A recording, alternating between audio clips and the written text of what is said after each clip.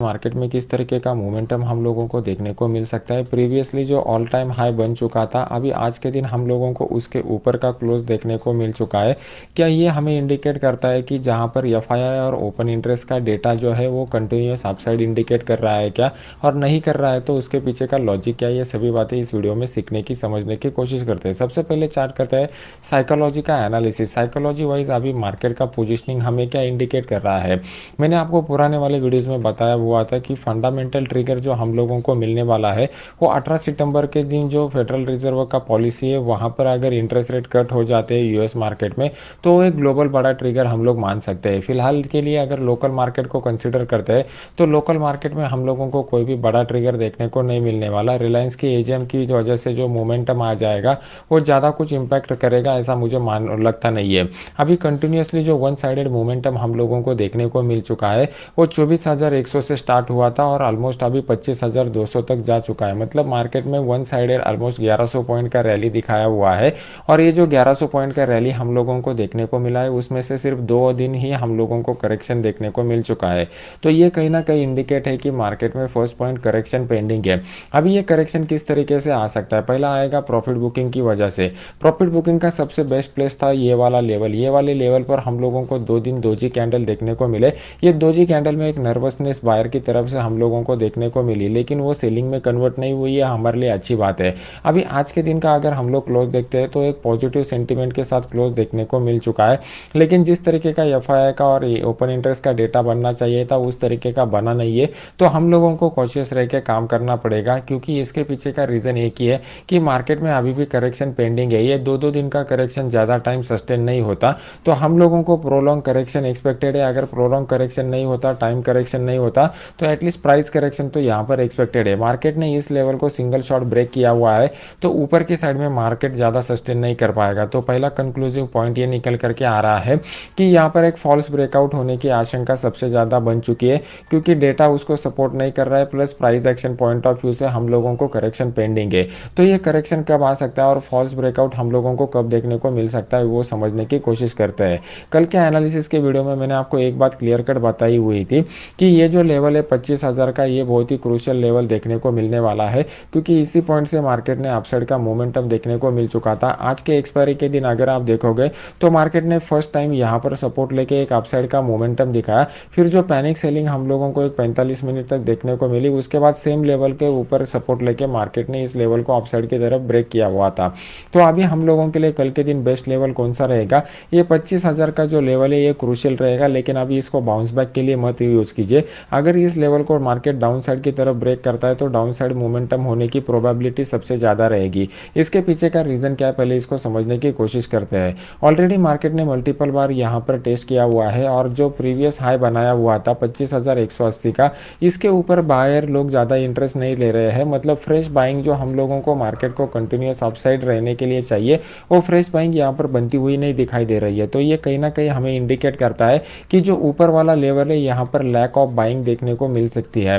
तो इसकी वजह से ये इन बिटवीन वाला जोन जो रहेगा वो कंप्लीटली रेंज बाउंड जोन रहेगा और 25,000 के नीचे ही हम लोगों को लॉन्ग अनवाइंडिंग का फॉल देखने को मिल सकता है। अभी मार्केट में फ्रेश अपसाइड का मोमेंटम हम लोगों को कब देखने को मिल सकता है, तो यहाँ पर आज के दिन जो ऑल टाइम हाई मार्केट ने लगाया हुआ है, मार्केट ने इसके अगर 25,175 के ऊपर अपसाइड का मोमेंटम दिखाता है और यहाँ पर फ्रेश बायर की तरफ से फ्रेश बाइंग देखने को मिल जाता है, तो इस अपसाइड मोमेंटम को मार्केट कंटिन्यू रख सकता है। इसके अलावा दूसरा कोई भी अपॉर्चुनिटी यहाँ पर हाई प्रोबेबिलिस्टिक नहीं लग रहा है। अगर कुछ लोग यहाँ पर ट्रेंड लाइन ड्रॉ करने की कोशिश करेंगे तो यहाँ पर पिछले 2 दिनों से मार्केट जो था वो मार्केट ज़्यादा कुछ मोमेंटम नहीं दिखा रहा था, सिर्फ अपना दायरा बढ़ा रहा था। तो ये जो दायरा बढ़ाने का प्रोसेस है इसको आप ज़्यादा इंपॉर्टेंस मत दीजिए। मार्केट एक रेंज में चल रहा है, मतलब मार्केट को ऊपर जाना है। इसके पीछे का रीज़न है यूएस मार्केट में जो इलेक्शन होने वाले हैं उसकी वजह से बड़ा ग्लोबल क्रैश आने की आशंका बहुत ही कम है। लेकिन सितंबर सीरीज़ की एक बात, इंटरेस्टिंग बात मैं आपको बताना चाहता हूं। अगर पिछले 10 साल के सितंबर सीरीज का अगर हम लोग एनालिसिस करते हैं तो उसमें से 7 बार ऐसा देखने को मिला हुआ है कि सितंबर सीरीज ने निगेटिव रिटर्न दिए हुए हैं। और प्लस हमारा price action clear cut indication दे रहा है कि यहाँ पर हम लोगों को एक करेक्शन पेंडिंग है। तो ये दोनों पॉइंट को अगर हम लोग क्लब करते हैं तो ये हमें कंक्लूसिवली ये दिखा रहा है कि सितंबर में हम लोगों को एक प्रॉफिट बुकिंग या फिर माइनर करेक्शन देखने को मिल सकता है, जिसके लिए हमें तैयार रहना है। प्लस सितंबर सीरीज की और एक खासियत बात यह है कि जनरली मिड सितंबर के बाद एक स्पाइक हम लोगों को देखने को मिल सकता है। तो 15 सितंबर तक अगर हम लोग अगर कंसिडर करते हैं तो यहाँ पर कोई भी बड़ा लोकल इवेंट नहीं है।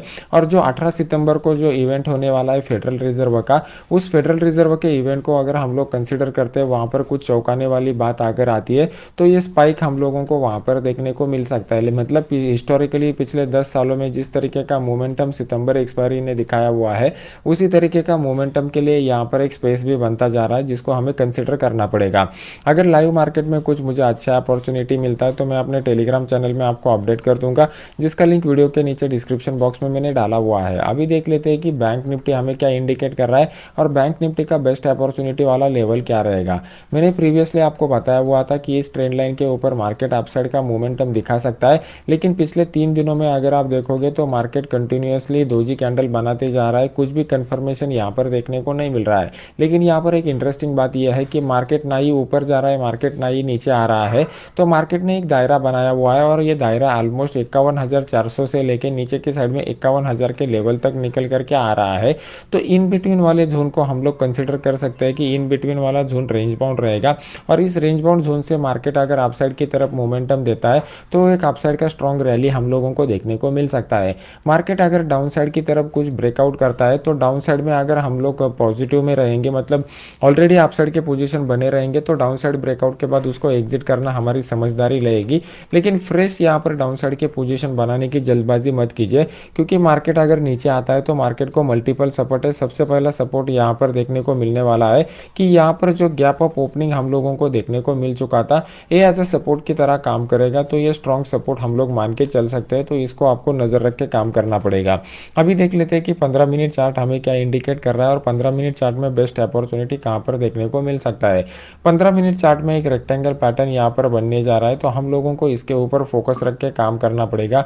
ये जो लेवल है ये मेरे हिसाब से बहुत ही क्रूशियल लेवल इसलिए है क्योंकि पिछले 2 दिनों से मार्केट 51,000 के ऊपर तो क्लोज दे रहा है, लेकिन उसमें वो कॉन्फिडेंस नहीं है। अगर मार्केट 51,370 के लेवल को अपसाइड की तरफ ब्रेक करता है तो एक स्ट्रॉन्ग अपसाइड का मोमेंटम हो सकता है। मार्केट अगर इन बिटवीन रहता है तो इन बिटवीन वाले फेज में कंप्लीटली रेंज बाउंड फेज रहेगा, तो इसको आप अवॉइड करने की कोशिश कीजिए।